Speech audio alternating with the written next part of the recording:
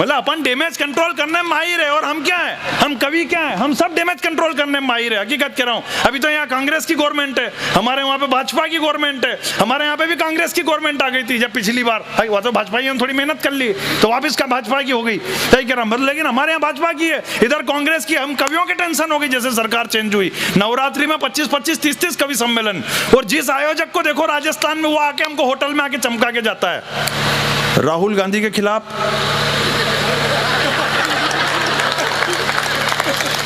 भगवान की सौगंध 25-25, 30-30 कवि सम्मेलन, हमारे टेंशन के अब करना क्या है मंच पे, क्योंकि 90% कवि तो भाजपा वाले होते हैं, उनके टेंशन हो गई करना क्या। एक मंच पे तो सुनना दादा, एक मंच पे तो मैं गया और भूल गया, वो फोन लगा, वो फूल रोज 25-25 कवि सम्मेलन, एक मंच पे तो मैं जाके भूल गया कि करना क्या। मैंने जाते ही कि मैं जो राहुल जी को उधेड़ना शुरू किया, और सामने ऐसे अध्यक्ष जी बैठे हुए और ऐसे ऐसे कर रहे, और मेरे को लग रहा है कि इनको मजा आ रहा,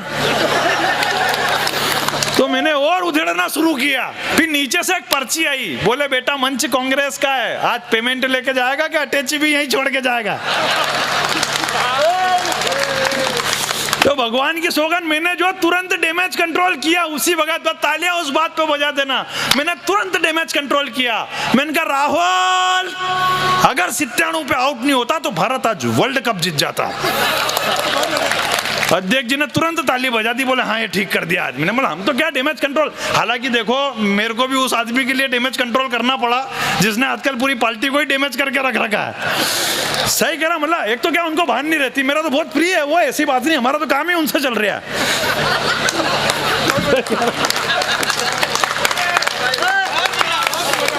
मतलब अभी यूपी के चुनाव में राहुल जी ने घोषणा करी, बोले मैं पांडव हूं, बाकी सब कौरव है। अभी मंच से घोषणा करी उन्होंने, बोले मैं पांडव हूं, बाकी सब कौरव है। तो पूरे भाजपा के लोग पीछे पड़े उनके, बोले कैसे कह दिया अपने आप को आपने पांडव, कैसे कह दिया अपने आप को आपने पांडव। तो राहुल जी ने पीए से पूछा कौन थे रे पांडव, बोले तेने बुलवा तो दिया मेरे से, मेरे को तो ध्यान ही नहीं कौन थे पांडव। तो पीए ने बताया सर ये पांडव जो थे ये महाभारत के एक पात्र थे। बोले नहीं दिखाओ मेरे को कौन थे पांडव। आखिर कार्यालय पे टीवी मंगाई गई, टीवी के अंदर महाभारत चलाई गई। अब संजोग से वो वाला दृश्य चल गया, इधर पांडव मुंह लटका कर बैठे हुए, इधर द्रौपदी की साड़ी खींची जा रही, ऊपर से श्री कृष्ण भगवान ऐसे साड़ी दे रहे हाथ जोड़ के। तो ये दृश्य देख के राहुल जी को गुस्सा आ गया, बोले ये क्या दिखा रहे हो मेरे को, एक महिला की साड़ी खींची जा रही है और ये 5 मूर्ख मुंह लटका कर बैठे हुए हैं, कौन है मूर्ख।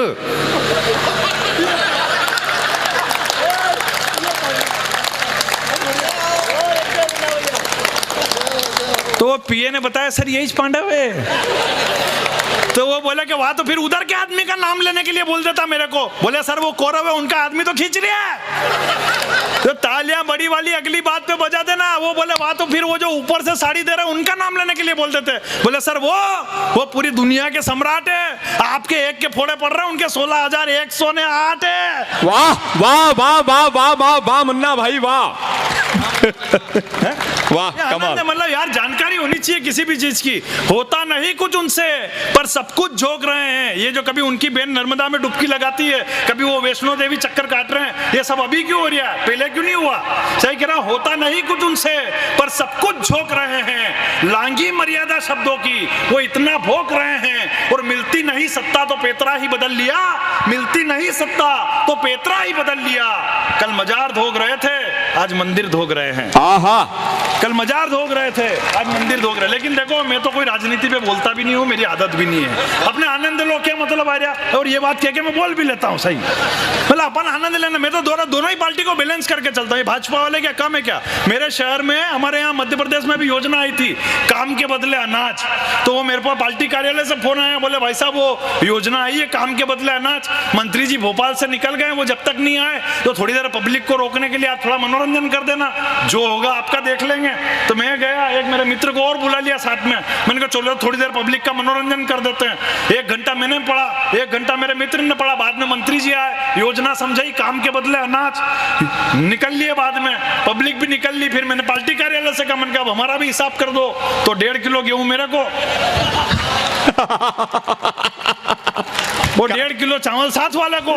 मैंने कहा ये क्या? बोले बेटा योजना यही थी, काम के बदले अनाज। अपन तो बैलेंस करके चलने वाले लोग हैं, अपने क्या लेना जीवन में, अपन तो आनंद लेने वाले लोग हैं कि बदरंग हुई जिंदगी में हंसी के रंग भरूंगा, दूंगा सौगात खुशियों की और गम सारे ही हरूंगा। और जब तक खड़ा हूं माइक पर ये जान लेना आप, मैं कोरोना वायरस की बात यहां बिल्कुल नहीं करूंगा। वाह, बैठ जाओ आप, बढ़िया ही चल रहे हो। तो हकीकत में तो देखो, मैं कोरोना वायरस की बात, मैंने कहा ना मैं कोरोना की कोई बात नहीं करूंगा। बड़ी मुश्किल से तो हमारे मंच हाथ में लग रहे, और मैं क्या आपको कोरोना डराऊं? पूरी दुनिया कोरोना से परेशान है और कोरोना खुद हिंदुस्तानियों से परेशान है। 10% लोग कोरोना के डर से मास्क लगा के घूम रहे और 90% लोग पुलिस वालों के डर से। सही कह रहा, हकीकत कह रहा मतलब। और मैं आपको क्या कोरोना से डराऊं? मैं अभी देवास गया था कोरोना वॉरियर्स के सम्मान के कार्यक्रम में। उस दिन के अभी 4-5 महीने पहले अपनी चाइना से झड़प हो गई, तो मैंने अभी 4 पंक्तियां बिल्कुल गरम गरम पढ़ दी वहां पे कि जब शेरे हिंद की सेना में खुद महाराणा ही जाग गए, बिन हथियारों के लगा के वो हाथों से गोले दाग गए, और टाइगर ने जब रखा कदम यूं अपने ही अंदाज में, तो चीनी गिदड़ रणभूमि से जान बचाकर भाग गए। वाह, अरे वाह, क्या इससे ज्यादा तालियां तो वहां पे बजी थी। पर वहां हुआ यह कि वहां भीड़ में से निकल के एक आदमी आया और उसने मेरे खून से तिलक निकाल दिया, तो मैं भी खुश हो गया। मन के आज तो बहुत बड़ा सम्मान हो गया मेरा यार, आदमी आया और मेरे खून से तिलक निकाल दिया। पूरे मंच के लोग खुश हो गए, इन बड़े कवियों की लिस्ट में मेरा भी नाम आने लग गया। बोले यार छोरे का खून से तिलक निकाल दिया, बहुत बड़ा सम्मान हो गया। मैं भी खुशी खुशी घर पहुंचा, तो सुबह आयोजक का फोन आया मेरे पास। बोले भाई साहब घर पहुंच गए क्या? मैंने कहा हाँ पहुंच गया हूँ। क्या हो गया? वही बता रहे। हाँ वही, ये भी था उस मंच पे। तो आयोजक का फोन आया, बोले भाई साहब घर पहुंच गया क्या? मैंने कहा हाँ पहुंच गया हूँ। बोले आप घर में ही रहना। मैंने कहा क्यों? बोले जिसने आपके तिलक निकाला था नहीं वो पॉजिटिव आ गया है।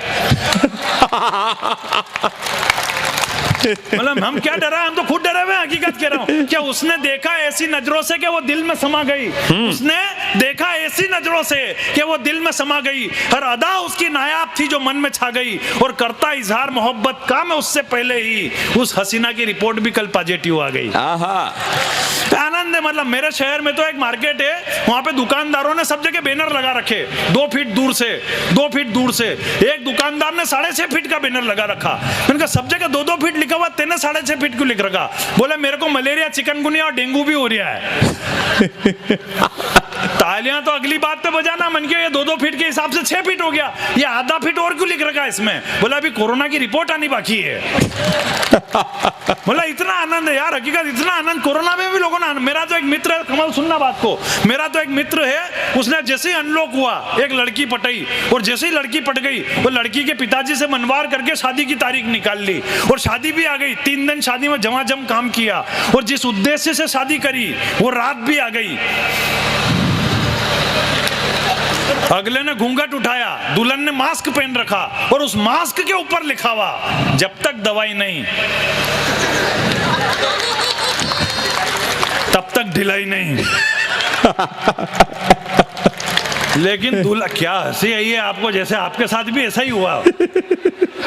मतलब लेकिन दूल्हा कोई मानता है क्या? उसने जैसे ही मास्क हटाया तो दुल्हन बोली, तालियां अगली बात पे बजा देना। जैसे उसने मास्क हटाया तो दुल्हन बोली, हे प्राणनाथ सुनो विनय हमारी, समझते हो मुझे अगर जान से ज्यादा प्यारी, तो करने होंगे पालन तुम्हें नियम सरकारी। अगर नहीं है तुम्हें डिस्टेंसिंग की तनिक भी जानकारी, तो स्टेट हेल्पलाइन नंबर 104 और सेंट्रल हेल्पलाइन नंबर 107 पे संपर्क करें, भारत सरकार द्वारा जनहित में जारी। मतलब सरकार के लोगों ने ये नंबर तो ऐसे रटवा दिए पूरे हिंदुस्तान में फोन पे कि ब्रह्मांड में अब जो भी काम होगा वो सारी जानकारी अब इन्हीं नंबर से मिलेगी। इतने नंबर रटवा दिए। मतलब आदमी के नींद में भी नंबर रटवा दिए। मेरे पड़ोस में एक हस्बैंड वाइफ रहते हैं पड़ोस में, हम इधर सोने की कोशिश करते हैं और उनका उधर लड़ना शुरू होता है। ये रोज रात की धमाल चलती है हमारे यहाँ पे। हम इधर सोते हैं और वो उधर लड़ना शुरू करता है। 1-2 महीने तो मैंने झेला। मैंने कहा यार इन पड़ोसी की तो फाइल निपटानी पड़ेगी यार। तो मैंने कहा कि आज रात को इनकी फाइल निपटाता हूँ। जैसे हम इधर सोने की कोशिश करे, उन्होंने उधर लड़ना शुरू किया। मैंने कहा आज पुलिस को फोन लगा दो। मैं 100 नंबर दबाने वाला था पुलिस के लिए, मेरे से 104 नंबर दब गए गलती से। और उधर से उन्होंने पूछा क्या तकलीफ है भाई? मैंने कहा तकलीफ, ऐसे माहौल में जीना तो ठीक, सांस लेने तक में दिक्कत हो रही है। अब बताओ कोई 104 नंबर पे फोन लगा के ये कह दे कि मेरे को सांस लेने में दिक्कत है, वो लोग छोड़ रहे हैं क्या आपको? भगवान की सगन, वो पड़ोसी तो कभी के लड़ लुड़ा के सो गए। हमारी जांच सुबह तक चली और नहीं कुछ होने के बावजूद भी 14 दिन का क्वारंटाइन हमने भुगता। बढ़िया। अब लड़ने की आवाज पड़ोसी के घर से नहीं, हमारे घर से आने लग गई। बोले इतनी कंडीशन, कभी कभी आदमी अपनी समस्या खत्म करने के लिए समस्या और बढ़ा लेता है, और यही काम किया पाकिस्तान वालों ने। उन्होंने अपनी समस्या खत्म करने के लिए आतंकवादी संगठन खड़े किए, और जब एक आतंकवादी संगठन ने इमरान खान को धमकी दे दी तो 4 पंक्तियां इस सदन में खड़े करना चाहता हूं कि सुनो पाक वजीर आजम, सुनो मियां इमरान। सुनना कमल, बढ़िया सुनो पाक वजीर आजम।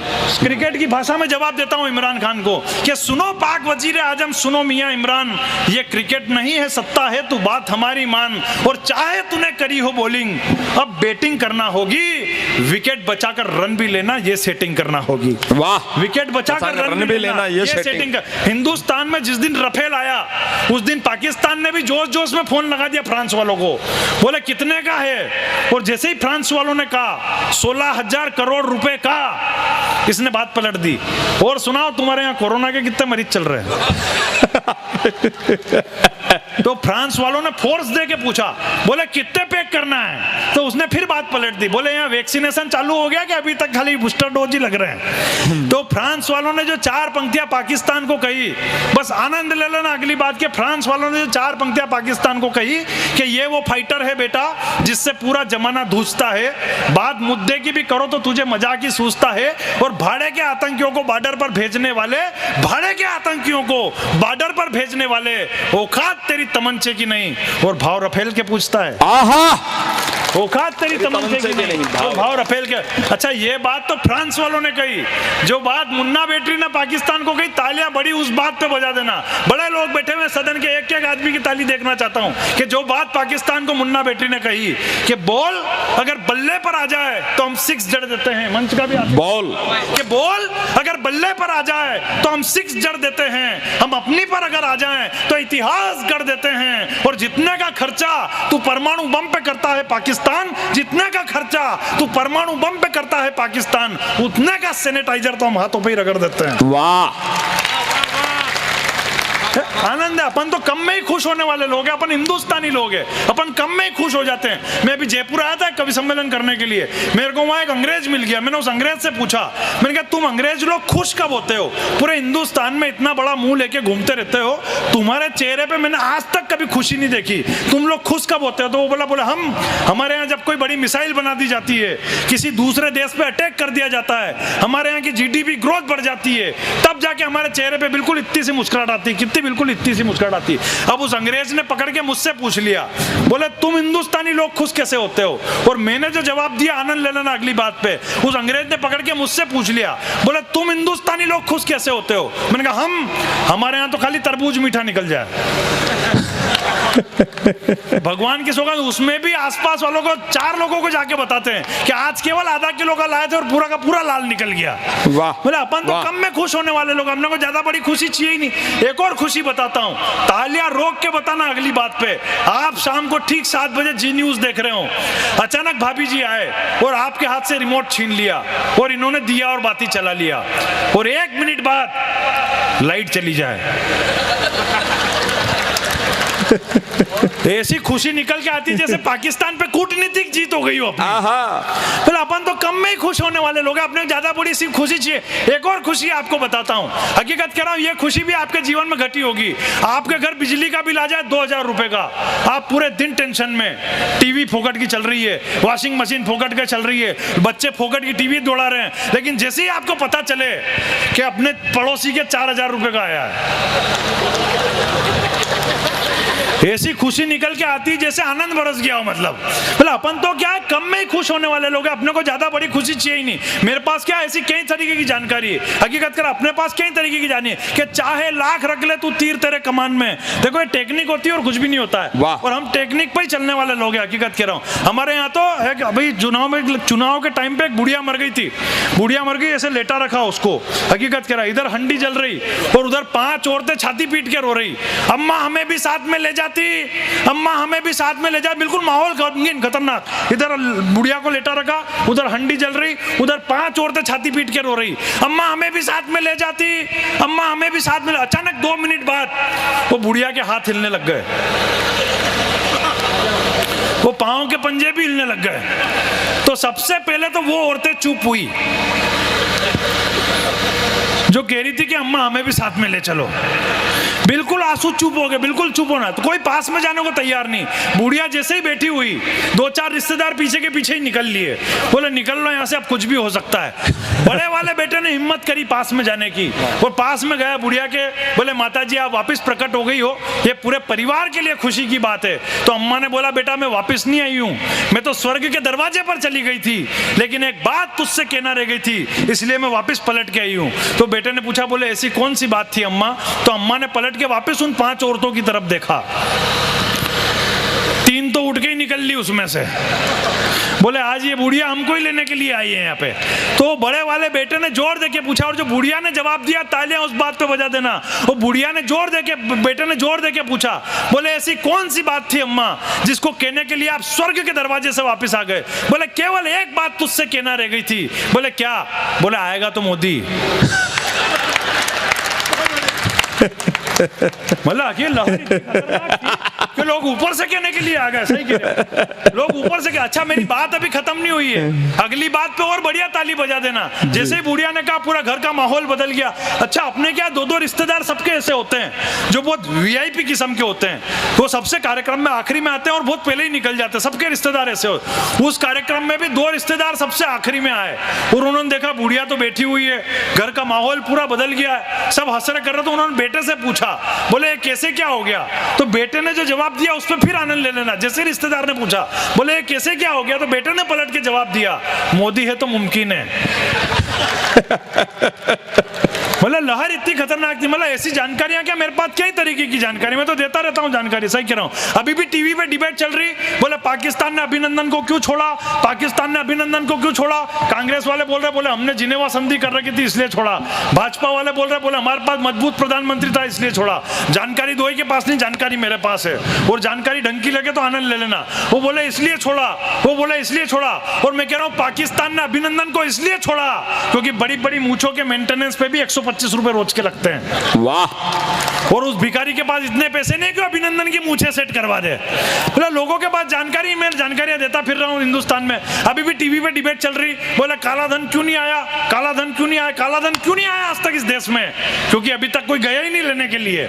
वाह। सही कह रहा, जिसको बुलाया था काले धन के लिए वो दूसरे काम में लग गया। माल्या तो मजे कर रहा है लंदन में, विपक्ष वाले जीत ढूंढ रहे गठबंधन में, जनता मजे ले रही सबके मनोरंजन में, और काले धन की अब कोई बात नहीं करेगा क्योंकि बाबा खुद उलझ गया दंतकांति मंजन में। जानकारी नहीं लोगों के पास। सही कह रहा, लोगों के पास जानकारी में लागों के जानकारी। लेकिन साहब इस बड़े मंच पे खड़ा हूं, एक बात अगर आपके दिल से अगर निकले तो मैं बड़ी तालियां देखना चाहता हूं। हिंदुस्तान में पूरी दुनिया को एक बड़ी जानकारी दी 5 अगस्त के दिन, और वो जानकारी अगर आपको ढंग की लगे तो आपकी बड़ी तालियां सदन में देखना चाहता हूं कि सदन में बैठकर सदन को हिला दे, इसका जैसा कोई जिगर वाला नहीं है। सदन में बैठकर सदन को हिला दे, उसके जैसा कोई जिगर वाला नहीं है। दिया है आशीर्वाद देश की जनता ने, अब वो डरने वाला नहीं है। और 370 हटाकर ये बता दिया है मोदी ने कि कश्मीर हिंदुस्तान का है, जिहादियों के बाप की धर्मशाला नहीं है। वाह।